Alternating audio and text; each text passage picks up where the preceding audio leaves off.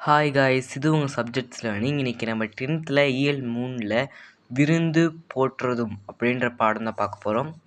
வாங்க. நுழையும் முன் சிறு வயதில் மகனுடனே மகளுடனே வரும் நண்பர்களுக்கும் சேர்ந்த அம்மா தரும் சிறுநீரையில் தொடங்குகிறது. தமிழரின் விருந்து போற்றுதல் தமிழர் மரபில் உணவோடு உணர்வையும் குழந்தை செய்த சமையல் பண்பாட்டை வெளிப்படுத்த விருந்தோம்புகிறது. விருந்தோம்பல் பற்றி தமிழ் இலக்கியங்கள் நிறையற்ற வலியுறுத்துகின்றன. இவற்றின் மூலம் விருந்தோம்பல் தமிழரின் தனித்த பண்பாக இருப்பது உணர்த்துகிறது.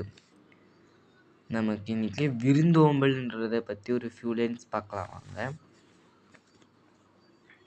அதாவது விருந்தோம்பல் அப்படின்னா முன்பின் தெரியாதவர்களுக்கு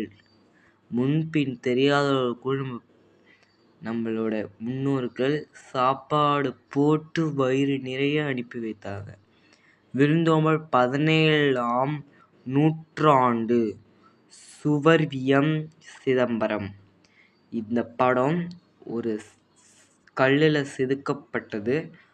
அதுதான் இப்போ நீங்கள் பார்த்துட்டு இருக்கிறது. இப்போ பார்த்தீங்கன்னா, தம் வீட்டிற்கு வரும் விருந்தினரை முகமலர்ச்சியோடு வரவேற்று உணவும் இருக்க இடமும் கொடுத்து அன்பு பாராட்டுவதே விருந்தோம்பல்.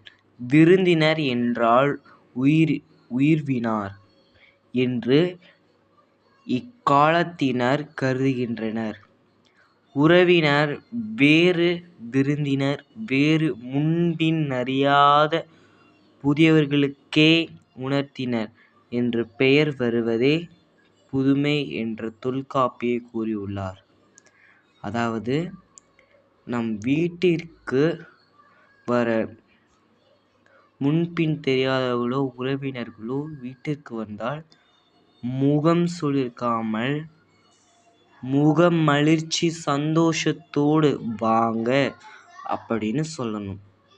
விருந்தோம்பல் அப்படின்னா முன்பின் தெரியாதவர்களுக்கும் உறவினர்களுக்கும் பரிமாறி நம் சாப்பாடு போட்டு வயிறார அனுப்ப வேண்டும். உங்களுக்கு இதில் வேறு ஏதாவது ஃபுல்லாக இந்த லெசன் வேணுன்னா மறக்காமல் கமெண்ட் பண்ணுங்கள். இந்த வீடியோ எனக்கு பிடிச்சிருந்தா மறக்காமல் லைக் பண்ணுங்கள், ஷேர் பண்ணுங்கள், சப்ஸ்கிரைப் பண்ணி பெல் ஐக்கான் ஆல்ல வச்சுக்கோங்க. டவுட்ஸ்னால் மறக்காமல் கமெண்ட் பண்ணுங்கள். ஓகே, பாய்.